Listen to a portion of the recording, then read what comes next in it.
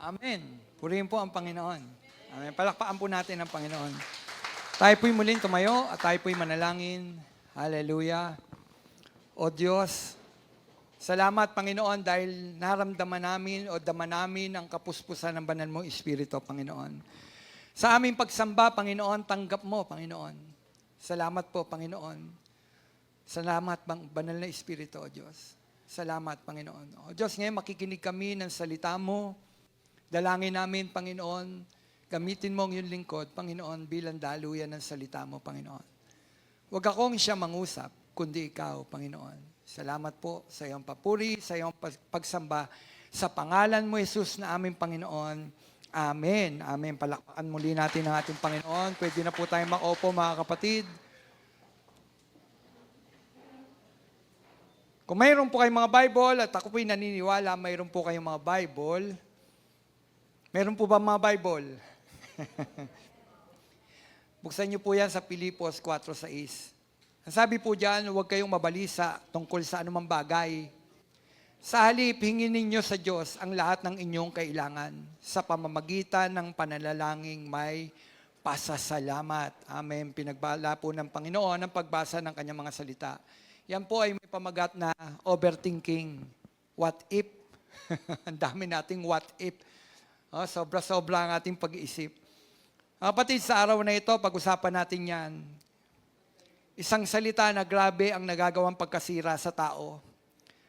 At maging sa mga mananampalataya, sinisira nito ang ating mga pananampalataya. Ano po ba ito, ang ating pag-uusapan? Overthinking, alam niyo po ba, itong nakaraang linggo, grabe ang overthinking sa isip ko. Sobra-sobra pag-iisip ko.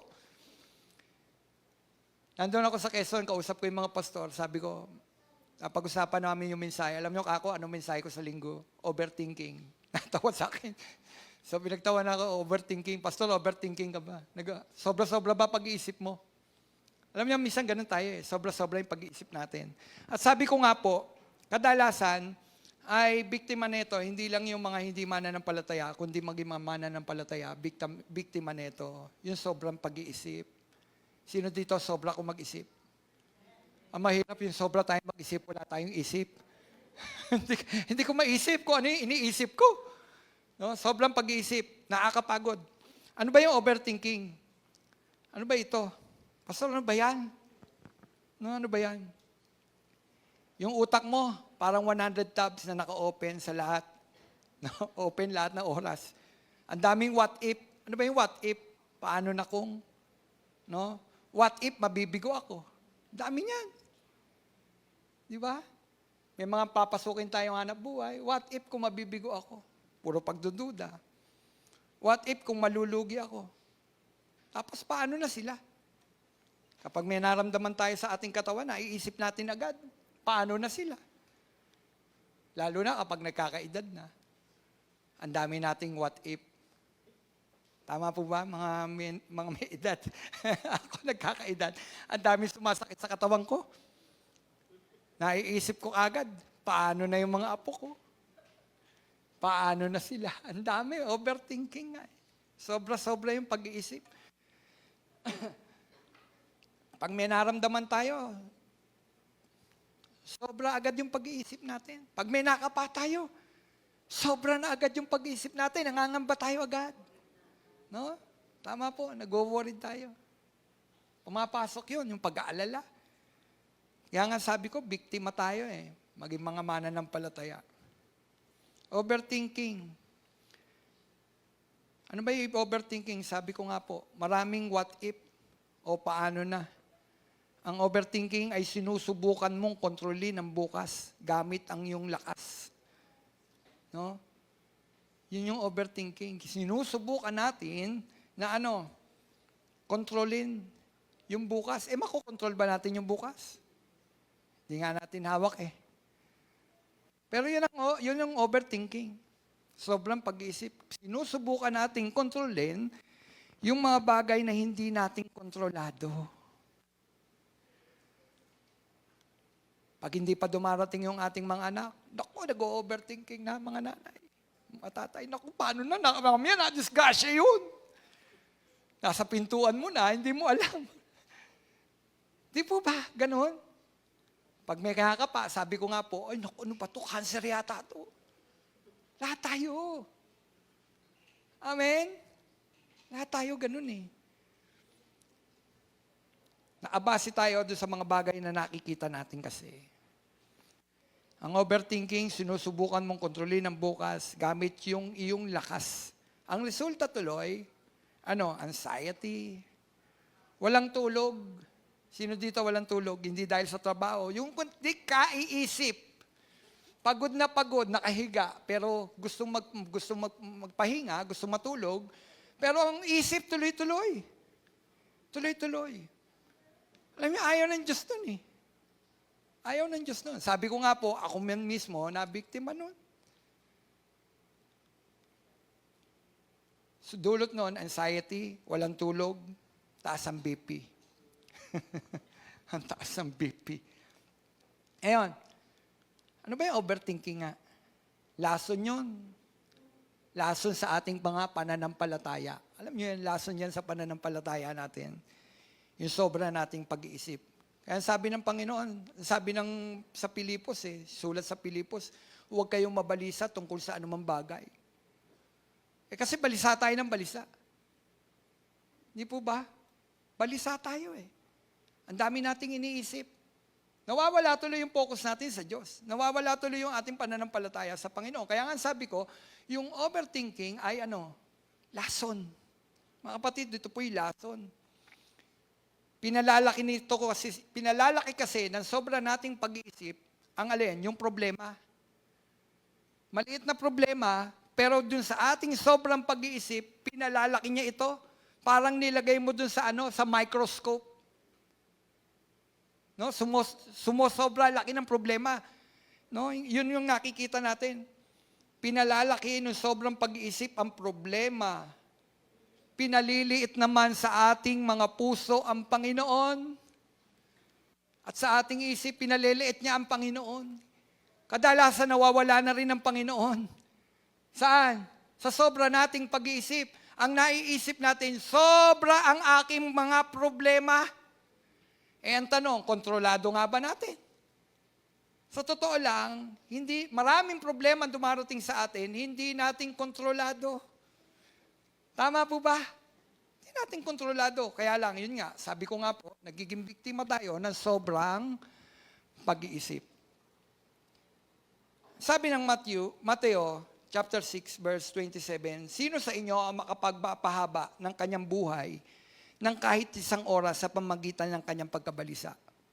Tinutukoy po dito ng ating Panginoon yung mga ibon. O sino sa inyo makakapagpahaba ng buhay ng ibon dahil sa kanyang pagkabalisa? No? Wala. Wala makapagpapahaba ng buhay. Ibig sabihin po dyan ng ating Panginoon, wala kang control sa lahat ng bagay. Maraming bagay hindi natin control. Buhay, hindi natin kontrolado. Kaya nga lason Lason. Yung alin? Yung sobrang pag-iisip. Kaya sabi ng Panginoon, sino sa inyo makapagpapahaba ng buhay ng ibon dahil sa kanyang sobrang pagkabalisa? Wala. Di po ba? May magagawa po ba yung ating sobrang pagkabalisa at sobrang pag-iisip? Wala. Wala. Ano ibig sabihin nito? Hindi natin makokontrol ang bukas sa kakaisip natin ngayon. Isip ka ng isip ngayon, hindi mo naman makokontrol ang bukas mo. Tama? Yan nangyari sa akin Sabi ko, Lord, ano po ba mensahe? Ano yung nagaganap sa akin? Kaya hindi ko inaalis yung sarili ko. Maging ako, sinesermonan ko yung sarili ko. Romel, wag kang masyadong nag-iisip. Papagod ako. Hindi ko naman kasi kontrolado ang bukas. Tama po ba? Hindi ko rin kontrolado ang buhay ko. Mapapahaba ba ng aking pagkabalisa ang buhay ko? Kung gusto ng Panginoon, kunin ng Panginoon ang buhay ko bukas o ngayon, pwedeng gawin yun. Di po ba? Ba't natin isipin? Kapat nasa kamay tayo ng ating Panginoon, magtiwala na lang tayo sa Kanya. Di po ba?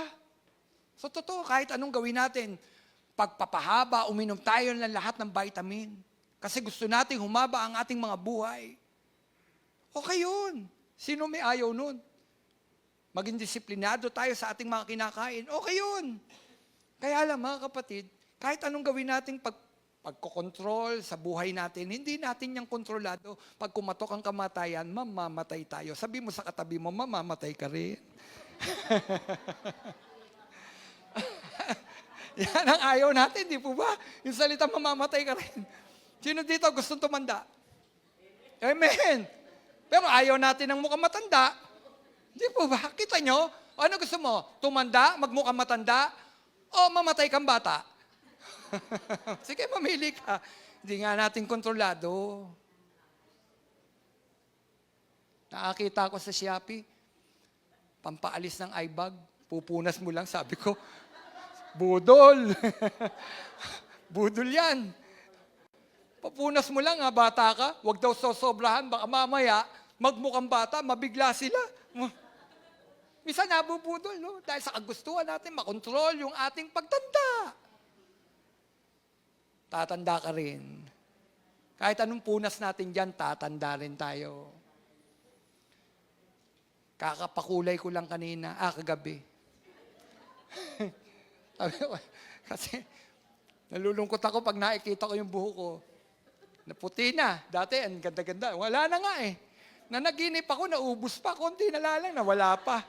Sabi ko, sa panaginip na lang, hindi pa pinalago. Nauubos. Kita ninyo, kinokontrol natin yung pagtanda. Bumili ka ng ganito, pampahaba daw ng buhok, di naman totoo. Di po ba, ang dami ko nang nabiling ganyan, di naman humaba. Ibig sabihin, hindi natin kontrolado. Bumili ka ng ganito, pampabata. Hindi ka babata. Nabawasan pa yung ating budget. Kasi kabibili natin. Bakit? Balisa tayo. Di po ba? Lalo na kapag tinawag ka sa jeep ng nagbayad ka. Bayad po, senior. Minsan nangyari sa akin yan. Sabi sa akin, senior po. Hindi, estudyante.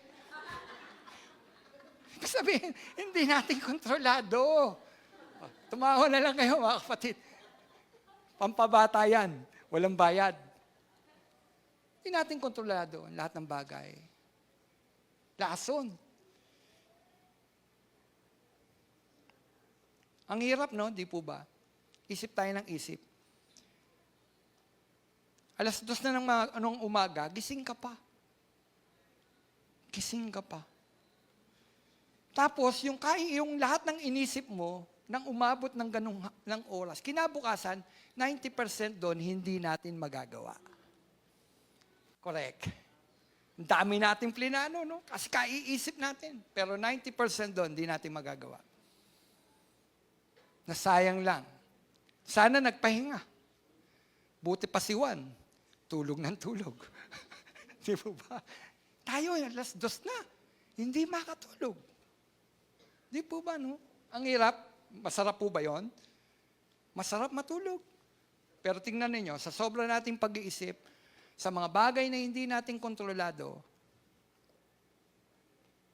alam niyo po ba, ang dami ng relasyon sinira ng salitang yan.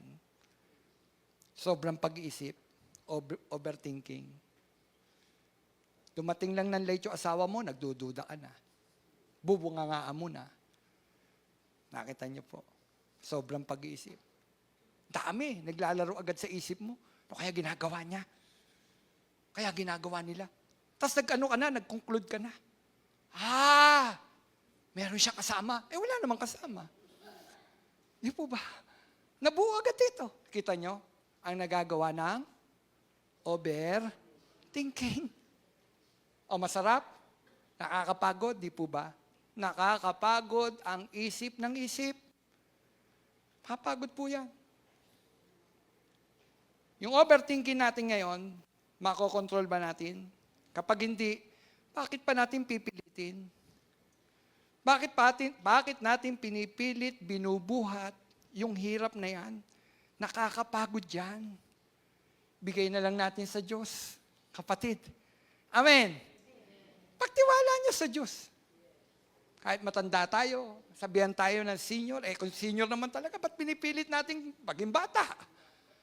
Tanggapin natin, magpasalamat tayo, umabot tayo sa ganyan. Si nanay nga, nanay mami, kanina kausap ko.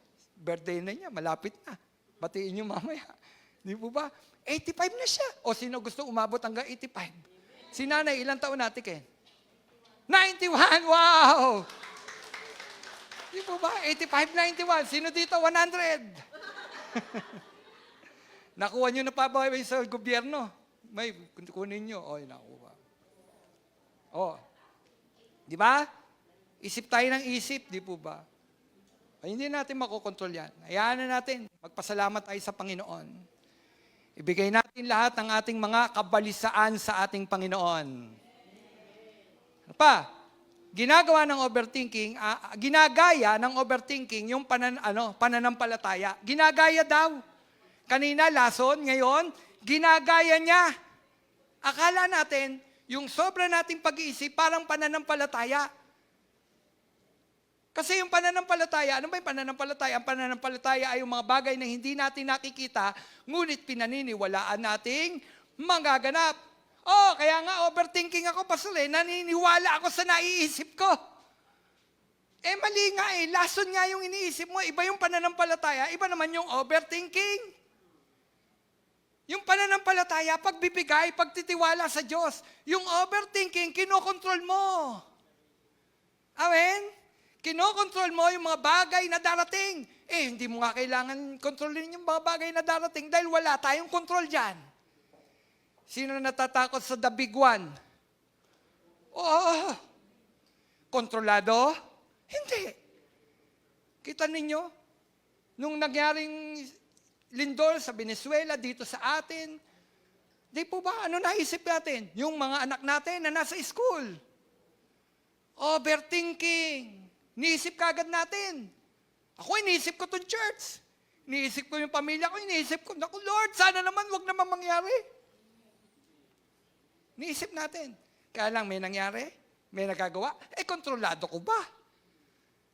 Kapag gumalaw yan, gagalaw yan. Amen? Kahit tawagin mo pa si Bernardo Carpio. Di po ba? Sa mga bata, hindi kilala si Bernardo Carpio, no? Kahit tawagin mo pa yan, di mapipigil yan. Yung mga nagaganap. Overthinking, ginagaya. Ang overthinking yung pananampalataya. Ang sabi ng Kawikaan 3:5 hanggang 6, kay Yahweh ka magtiwala. Amen?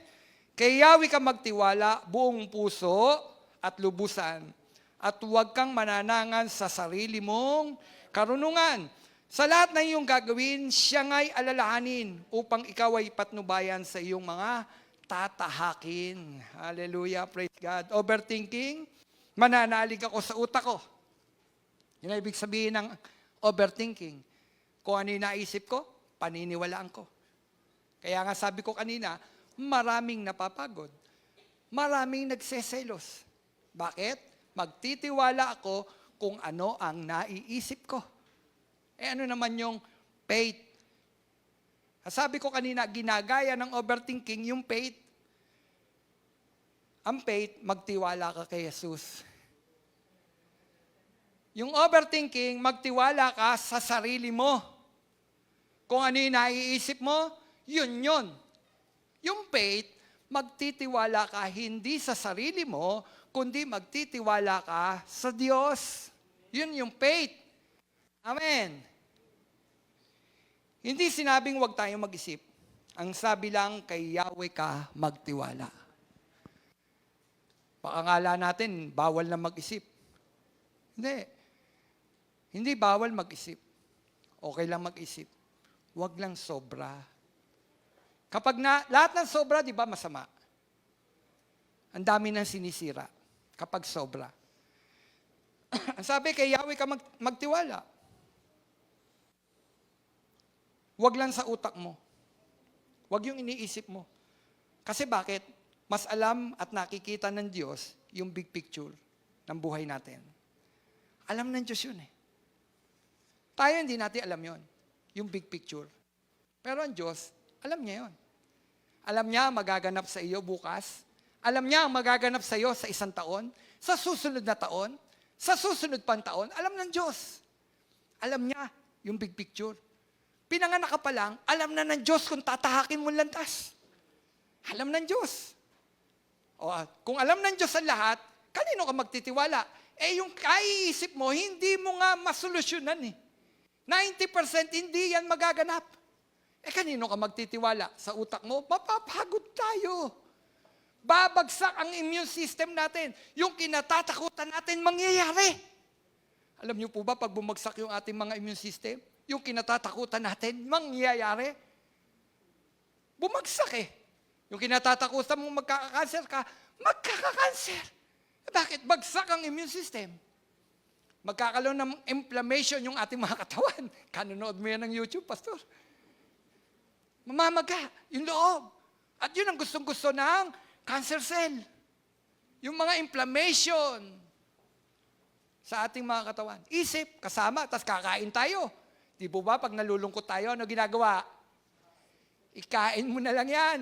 Pag kinain mo ng kinain at nag-crave ka saan? Sa asukal, yun! Patay ka na. Nakuha niyo po? Yun.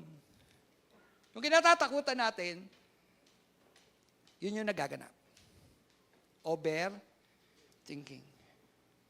Ang sabi, alam ng Diyos yung big picture. So kung alam ng Diyos yung big picture ng buhay natin, sa kanino ako magtitiwala? Doon sa may alam, siya, ang Diyos yun. Sa Kanya lang tayo magtiwala. Amen. Kaya sabi, kay Yahweh ka magtiwala, buong puso, buong at lubusan. Huwag kang mananang ng sarili mong karunungan.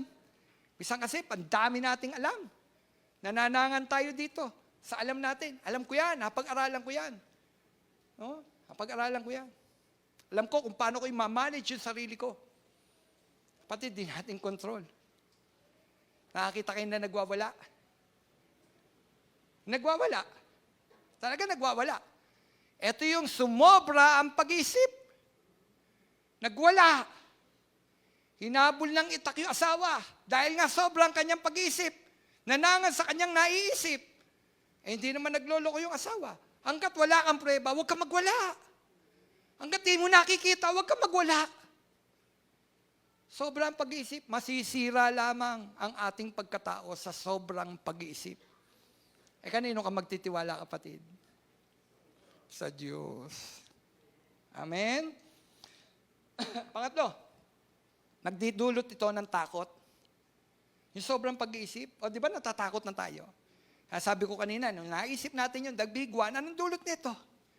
Takot. Gusto ba niyong matakot? Ayaw nga natin natatakot, di po ba? Pero tingnan ninyo, nagdudulot ito ng takot. Hindi ng kapayapaan. Ninanakaw ng kaiisip natin yung kapayapaan natin. Tapos pray tayo ng pray kay Lord, Lord, gusto bigyan mo naman ako ng kapayapaan. Hindi ako mapayapa. Sabi ng Panginoon, ibigay mo sa akin, anak, ang lahat ng iyong mga kaalalahanin at kabalisaan. Ayaw mong bigay eh. Pilit mong kinokontrol yung isang bagay na hindi mo nga kontrol. Sabi ni Lord, akin na. Kaya ka nga natatakot eh. Kasi pinanananganan mo yung sarili mong karunungan. Ibigay mo sa akin. Natatakot ka, anak. Takot na takot tayo, di po ba? Tignan nyo, biktima tayo ng sobrang pag-iisip. Gusto ba ng Diyos yun? Hindi. Ayaw ng Diyos. Kasi nga, natatakot na tayo. 2 Timothy, chapter 1, verse 7. Sapagkat ang Espiritu yung ibinigay sa atin ng Diyos ay hindi Espiritu ng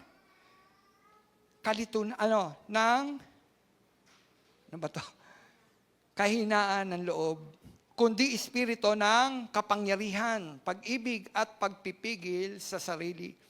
Pansinin niyo, hindi daw tayo binigyan ng Espiritu ng ating Panginoon ng Espiritu ng kahinaan ng loob. Ba't natatakot? Kasi nga, sobrang pag-iisip. Kaya natatakot. Mga kapatid, tatakot ka ba ngayon? Tatakot ka sa bukas mo? Paano na yung anak ko? Paano na pagtanda ko? Naisip niyo yun? Ako inisip ko yun eh. Pagharap ko kasi sa lamin, nakita ko yung realidad. Sa mga bata, hindi pa nila pansin yun. Pero sa mga nag-iedad, pagharap natin sa salamin, nakikita na natin. At sumusobra yung pag-iisip. Paano na? Paano iiwan ko? Ang tanong, may iiwan ka ba? Ang tanong, paano na iiwan ko? May iiwan ba? Kung may iiwan, ba't mababalisa? May iiwan. Di po ba? Kaya nga hanap buhay. Ang sabi mo noon, kaya ako ganito para sa mga anak ko. Di po ba? Pero nung nagkakaedad na, halos ayaw mong bitawan. Di po ba? Halos ayaw mong bitawan. Ayokong tumira yan, salbahe kong anak na yan sa bahay ko, pinundar ko to. Hawak, tiwala sa mga sarili natin, natatakot tuloy tayo. Mga kapatid, kapag nag-overthinking tayo, dala nito ay espiritu ng takot, gulo at panik. Gulo, takot, at pagkapanik. Nagpapanik tayo. Pero pag sa Diyos tayo ay nagtiwala, dulot naman nito ay espiritu ng lakas. Pag nagtiwala tayo sa Diyos. Ano daw ang dulot? Lakas. Pag-ibig. Kalinawan ng pag-iisip. Kapag nagtiwala tayo sa Diyos, kapatid, yung gulo mong kaisipan, binibigyan ng Diyos ng kalinawan. Naiisip mo yung tama. Pinaiisip sa iyo ng Diyos kung ano yung tamang gagawin mo. Tama po? Amen? Kasi pag sa sarili natin, mali yung desisyon natin. Pag sarili natin, ay, gagawin ko to para yumaman ako. Nagtiwala ka sa sarili mo. O, bigo. Magtiwala ka kay Yahweh. Sabi ko kanina, alam niya yung big picture. Siya ang Diyos sa Kanya ka magtiwala. Kapatid, pag tayo nagtiwala sa Diyos, inaalis ng Diyos yung ating mga pagkatakot, pag-aalala. Amen? Binibigyan tayo ng tamang pagdidesisyon. Galing sa Diyos yun. Kapag galing sa Diyos, sundin mo. Amen? Sundin mo kasi galing na sa Diyos. Kapatid, lalo na kapag yung meron ka pangangailangan at meron ka naiisip na suliranin, lumuhod ka sa Diyos at pinaisip sa'yo ng Panginoon, itong gawin mo yun, magtiwala ka. Faith yun. Lumakad ka na sa faith kasi narinig mo mismo sa Diyos. Pero kapag narinig mo lang sa isip mo, kapatid, huwag mong panananganan yon. Madalas, kabiguan ang dala nun. Amen? Pero kapag narinig mo sa Diyos at alam mo, ito ang plano ng Diyos, ito ang kalooban ng Diyos, kapatid, ipagtiwala mo na ang buhay mo sa Diyos. Makikita mo, kagalakan, kalakasan ang ipagkakaloob ng Diyos sa iyo. Kasi sinunod mo kung ano mismo yung direksyon ng Panginoon sa buhay mo. Kapatid, iba yung direksyon ng Diyos. Tandaan natin yon. Iba ang direksyon ng Diyos. Iba ang direksyon ng utak natin. Pag ang Diyos na ang nagsabi, sundin mo, maniwala ka, sa dulo noon, nandun mismo yung tagumpay na ipinagkakaloob ng Diyos. Amen? Inom lang po ako.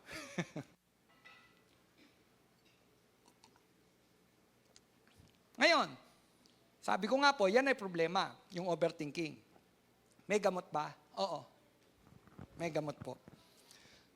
Kanina nga, bang nagme-mensahe na tayo, binibigay na ng Panginoon.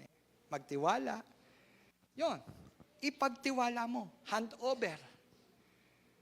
Lahat. Bigay mo sa Diyos. Ipagtiwala mo sa Panginoon. Yun ang gamot. Ano daw ang gamot, mga kapatid? Ipagtiwala. Yung tangan-tangan mo suliranin, ibigay mo sa Diyos. Di ba may tangan ka? Pilit mong kinokontrol. Pilit mong binibigyan ng solusyon yung mga suliranin na hawak-hawak mo. Hindi mo magawa. Hindi mo masolve yung problem. Hindi mo masolve. Siya magiging tugon. Hindi siya ang tugon. Hindi siya ang tugon. Pilit mo sinosolve. Sino kaya magiging tugon? Ay pagka ganon, ibigay mo kay Lord. Kasi si Lord ang solusyon. Ang solusyon sa problema natin, ang Diyos. Minsan hanap ng solusyon. Nalilimot natin yung makapangyarihang Diyos. Kapatid, kapag may naramdamang masakit sa iyo, mag-pray ka muna. Magtiwala ka muna sa Diyos. Amen? Ibigay mo sa Diyos ang lahat ng bagay. Ang sabi ng unang Pedro 5:7, ipagtiwala ninyo sa Kanya ang lahat ng inyong kabalisaan. Sino yung sinasabi dyan? Sa Kanya. Yan Diyos. Ipagtiwala ninyo, Romel, ipagtiwala mo ang lahat ng iyong alalahanin, kabalisaan.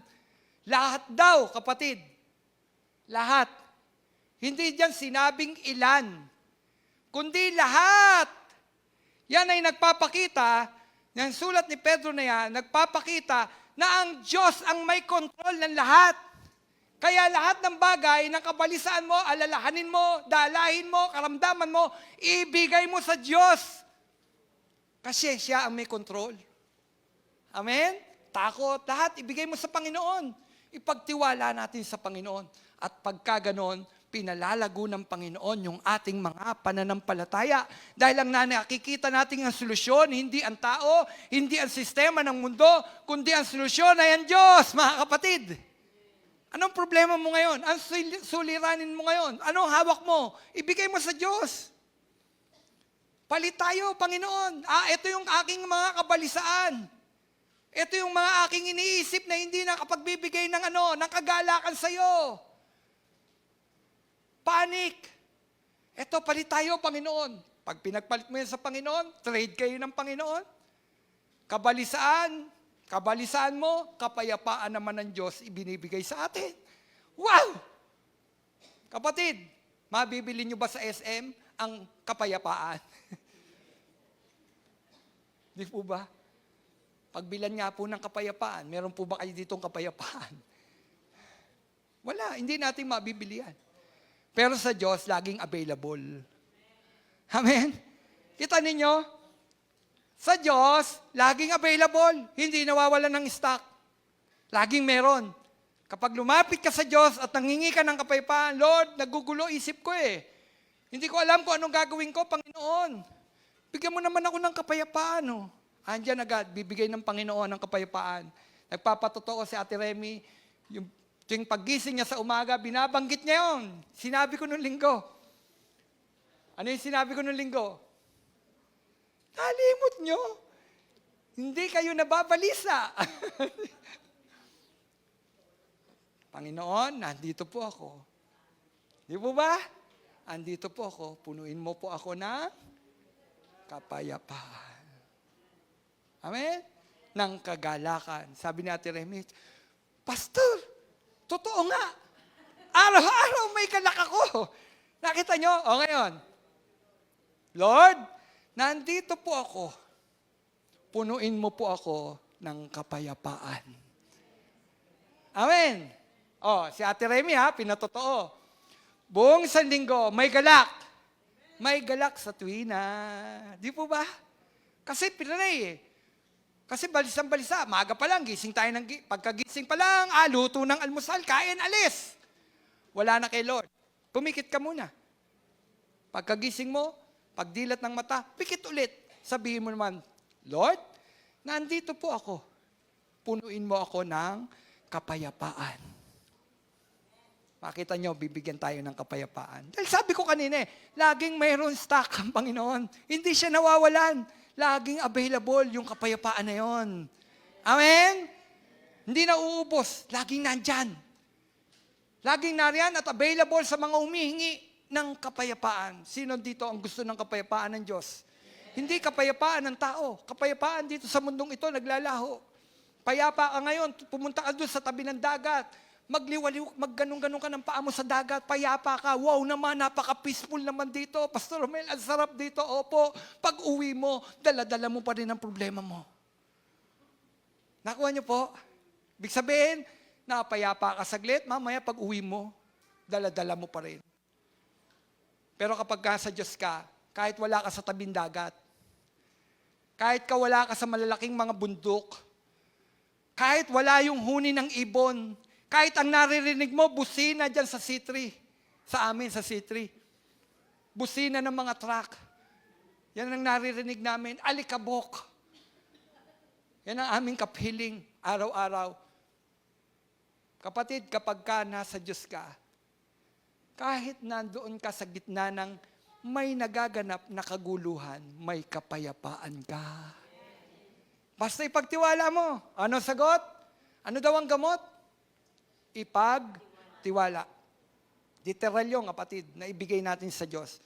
Mag-pray ka, tapos bitiwan natin at ipagtiwala sa Diyos ang lahat. Lord, hindi ko namang kontrol Bitiwan mo. Bigay mo kay Lord. Amen? Pangalawa, align your mind. Ano daw? Kasi liko-liko yung utak natin Align mo. Align your mind. Ayusin mo. Yung pala ang sagot. Kasi, di ba, yung overthinking dito sa isip, align mo. Kasi minsan, bumabaloktot. Iayos mo. Ipaayos mo sa Diyos. Amen? Sabi ng Pilipos 4:8, mga kapatid, lagi ninyong sa isip ang mga bagay na karapat-dapat. Ito yung mga pag-aalay ng kaisipan. Mga kapatid, sabi ni Paul, mga kapatid, lagi ninyong ilalagay sa isip. Yun yung isa-isip. Lagi ninyong ilagay sa inyong mga isip ang mga bagay na karapat-dapat at kapuri-puri. Align your mind. Ang sabi doon, mga bagay na totoo, kasi nga, yung naiisip natin kadalasan, hindi totoo. Dinadaya ka. Yung mga bagay na totoo, marangal, matuwid, malinis, kaibig-ibig, at kagalang-galang. Kabanalan. Yung isip natin, dapat ang kaisipan mo na kay Kristo. Amen? Na kay Kristo. Kapuri-puri, karapat-dapat, mga bagay na totoo at marangal. Matuwid, malinis, kaibig-ibig, kagalang-galang. Mga kapatid, hindi natin mapipigil pumasok yung mga negatibong kaisipan. Laging nariyan yan. Tama po ba? Hindi mo yan mapipigil. Mga negatibong kaisipan, laging nariyan. Pero pwede nating palitan ang ating kaisipan. Pwedeng baguhin. Pwedeng iayos. Negatibo. Pumapasok. Pwede niyong i-rebuke. Pag nilalagyan ka na ng pagdududa ni Satanas sa isip mo, rebuke mo. Sabihin mo, kay Jesus ako. Sa Kanya lang ako magtitiwala. Amen? Sabi, hindi natin mapipigil ang mga negatibong kaisipan, pero pwede natin itong palitan. Pwede natin palitan ang ating kaisipan. Pakanin natin ng, salita ng Diyos, mga kapatid. Pakainin mo ang iyong kaisipan ng salita ng Diyos.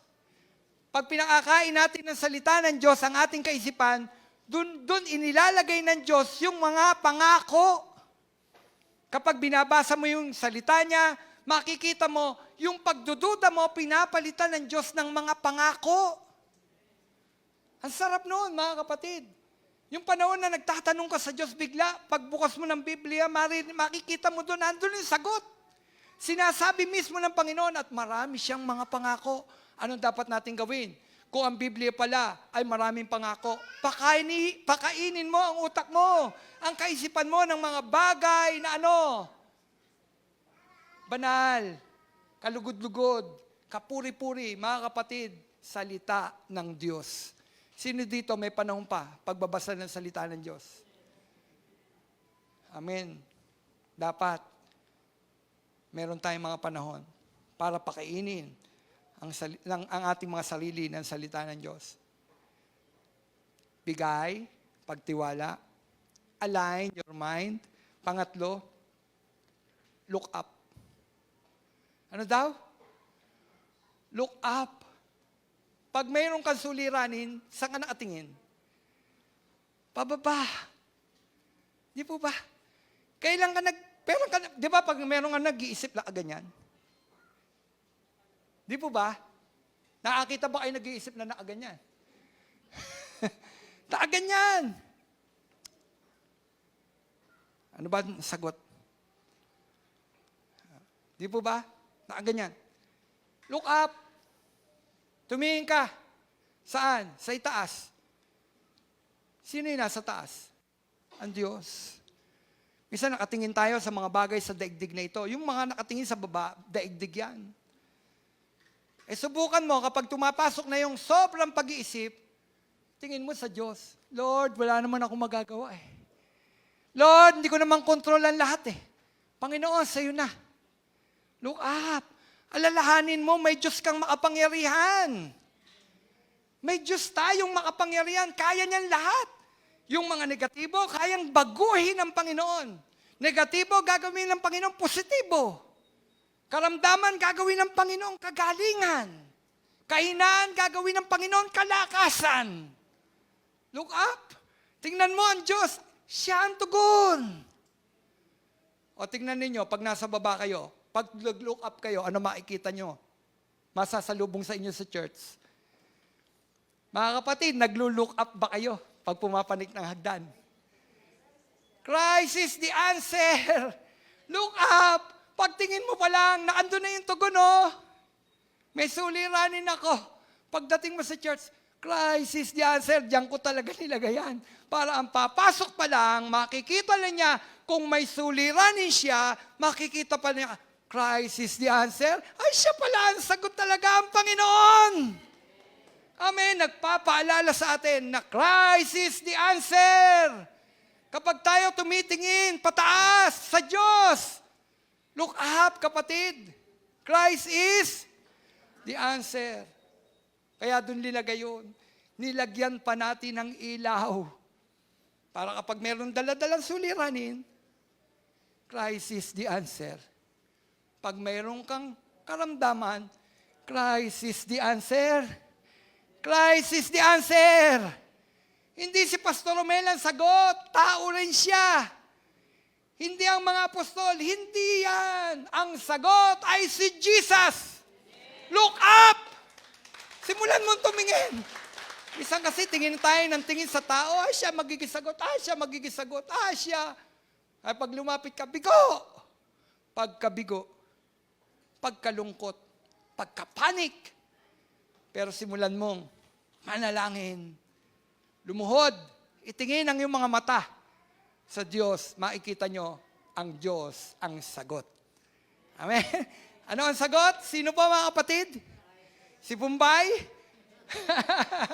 Si Bombay ba?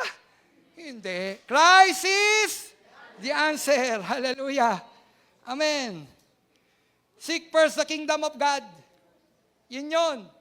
Seek first the kingdom of God and His righteousness, and all these things shall be added unto you. Yun ang sagot. Christ is the answer. Seek first the kingdom of God.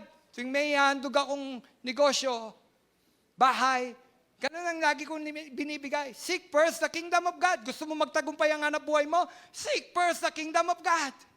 Hindi dahil binasbasa ni pastor. Kahit anong gano'ng karaming tubig ang ibuhos natin dyan, kapag hindi mo sinik yung kaharian ng Diyos, babagsak yan. Pag nanangang ka sa karunungan mo, babagsak yan.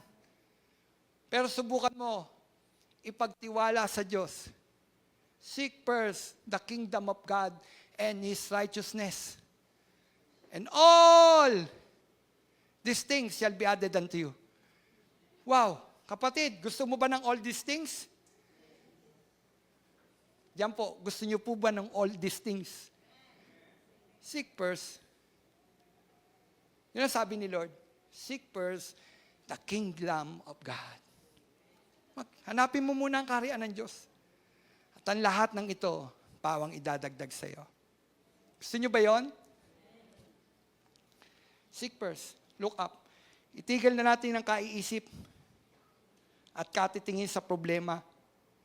Nilalagyan lang tayo ni Satanas ng magnifying lens.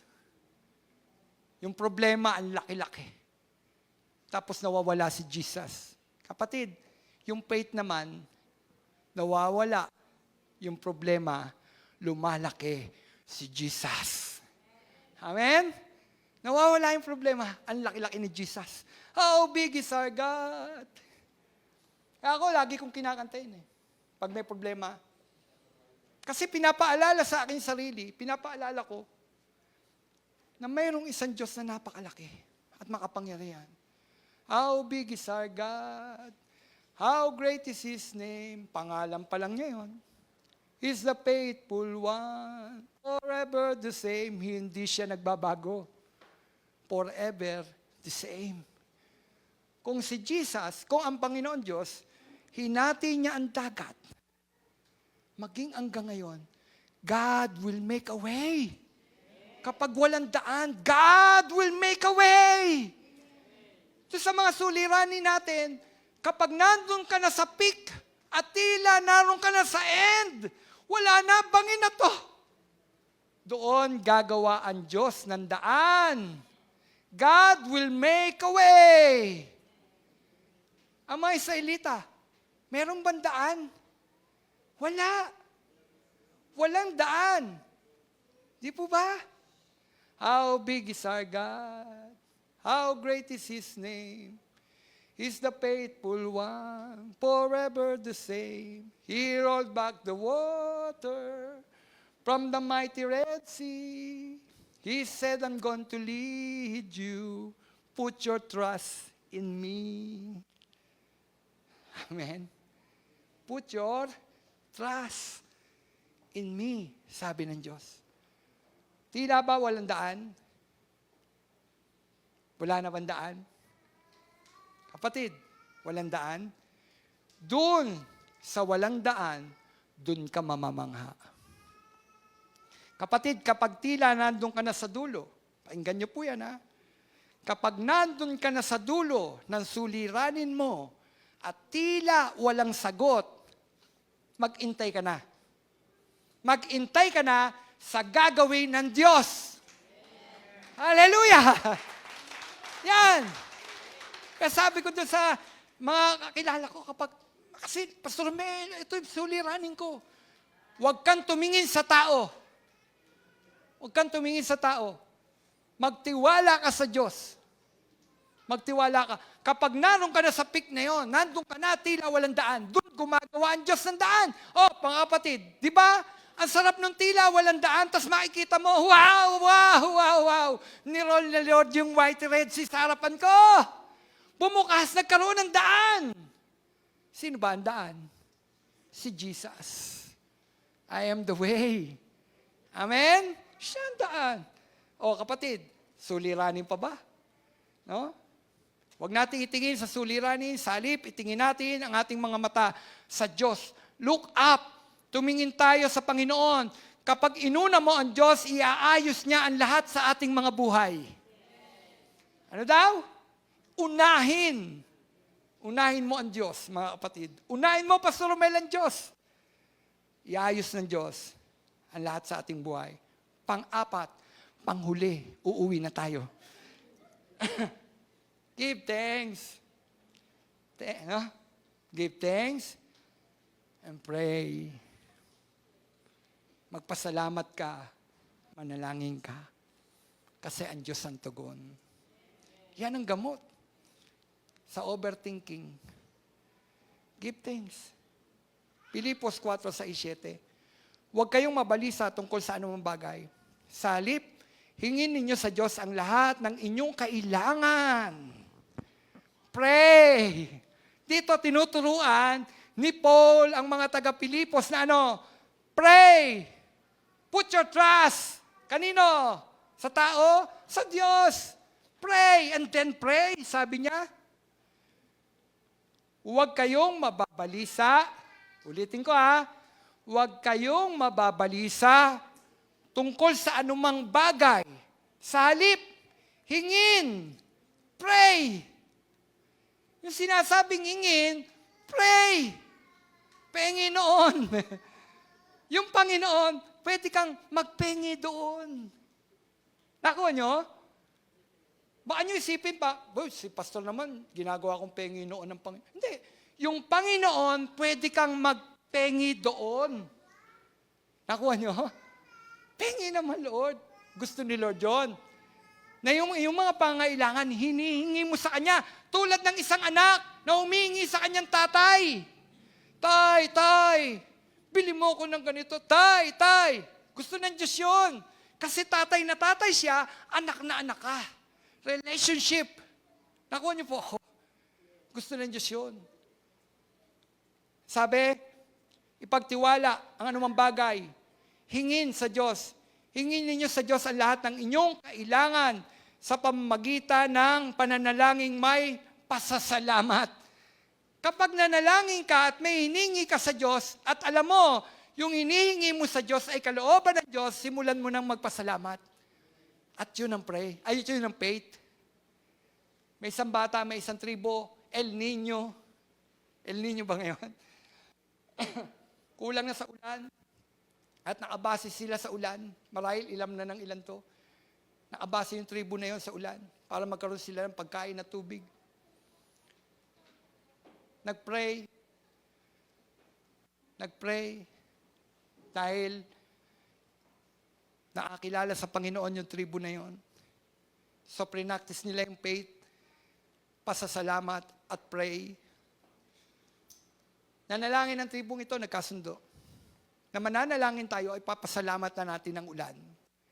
Bagamat hindi pa nakikita. I-practice natin yung faith. Panginoon! Paulanin mo! In Jesus' name, ginagamit namin ang pangalan mo, Panginoon. Pinangawa ka namin ng pangako mo, Panginoon. Panginoon, bigyan mo kami ng ulan. Uhaw na po kami. Tama po ba? Tapos noon, lumabas silang lahat at nag-iintay sa ulap. Asan ang ulan? Asan ang ulan? May isang batang babae, may dalang payong. Payong. Bakit may payong ka? Kasi uulan. At yun ang faith. Hindi mo pa nakikita, may dala na siyang payong ang batang babae. May dala-dalang payong. Kasi uulan. Amen? Yun ang faith. Nangahawak na kahit hindi pa nakikita. Give thanks. Pasalamat na natin agad sa Diyos. Kapag lalo, alam mo, kalooban ng Diyos yung pinapanalangin mo, give thanks. Lord, pagagalingin mo ko in Jesus' name. Thank you, Lord. Pinangahawakan ko na. Magaling na ako, Panginoon. Magaling na ako. Salamat po, Panginoon. Amen? Hindi ka kaya pagalingin ng Panginoon. Kung makita niya na pinagpapasalamat mo na, hindi po ba? Lord, thank you. Ikaw ang aking katugunan.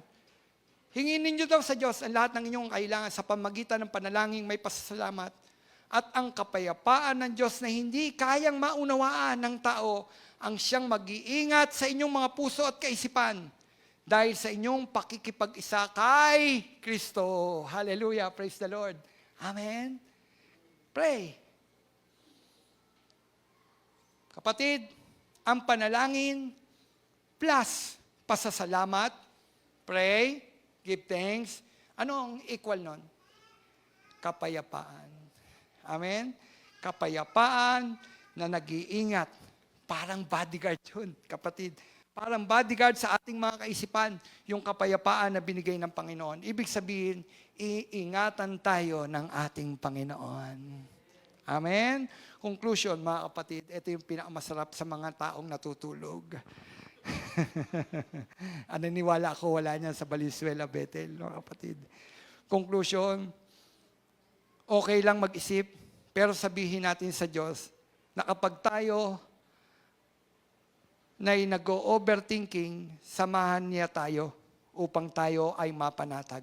Tandaan natin, sa lahat ng ating mga sobrang pag-isip, yan ay sumisira ng ating mga pananampalataya. Kapatid, hindi natin kailangan sagutin ang lahat ng what if sa ating mga buhay. Ang dami nating what if, di po ba? Hindi natin kailangan sagutin ang lahat ng what if natin. Kailangan lang natin tandaan yung salitang si I am. Alam mo ibig sabihin si I am? Si ako nga. Alam niyo kung sino si ako nga? Ang Diyos yun. Ako nga. Isesend kita. Sabihin mo, ako'y si ako nga. Ibig sabihin nun, lahat ng tanong, lahat ng katanungan, nandoon kay ako nga. Christ is the answer.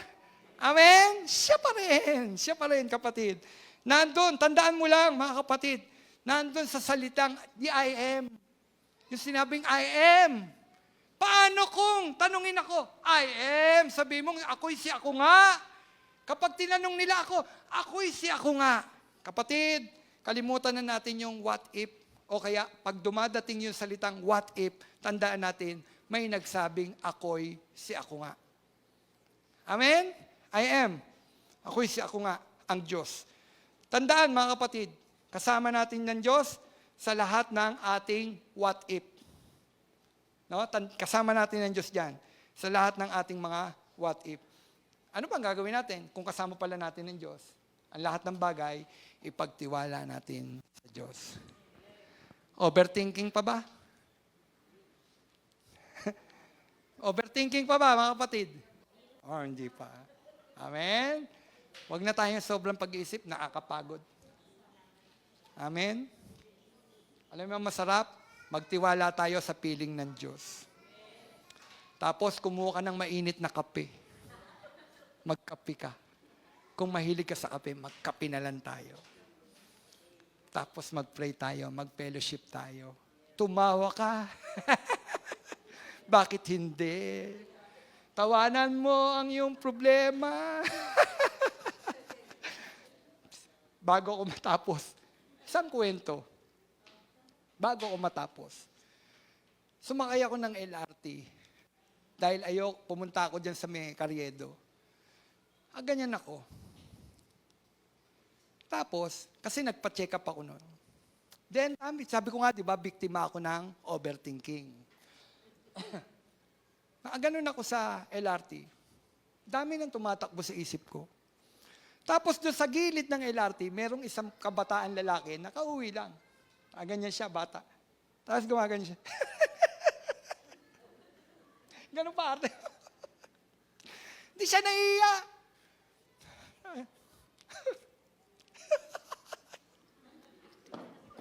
Gumaganon siya. Nung nakita ko siya, natatawa ko. Wow, yung pala ang sagot. Wow. Di po ba? Tingnan nyo, pag may tumatawa lang ako, tumatawa kayo. Nahawa ko. Tawanan mo. Tawanan mo. Problema? Oo. Kasama si Lord. Kaya ka tumatawa kasi meron kang joy. Laughter is the best medicine. Tumawa ka, kasama ang Diyos. Amen? Dami-dami natin problema. Tumawa tayo, kasama ang Diyos. Amen? Humanap kayo ng mga taong palatawa. Huwag kayong umahanap ng mga taong lagi nakasimangot. Paggising pa lang sa umaga, nakasimangot na. Huwag kayong umanap kayo ng mga taong palatawa. Manap kayo. Kita nyo? Ako, ang dami ko iniisip, nakita ko lang isang batang lalaking tumatawa, natawa ako. Laughter is the best medicine. Kasama si Lord. Mas the best na medicine, gamot, ay ang Diyos. Amen? Pupunuin niya tayo ng joy, pupunuin tayo ng kapayapaan ng ating Panginoon. Tayo po'y tumayo. Hallelujah. Oh God, sobra po, Panginoon, ang aming mga pag-iisip. Napapagod po kami. Gusto po namin magpahinga sa presensya mo, Panginoon. Ang dami-dami naming iniisip. Ang daming what if. Paano na? Paano kung kakapagod, Panginoon? Pagod na po kami. Di naman namin kayang solusyonan yung aming mga suliranin. Samantalang ikaw, alam mo lahat. Hallelujah.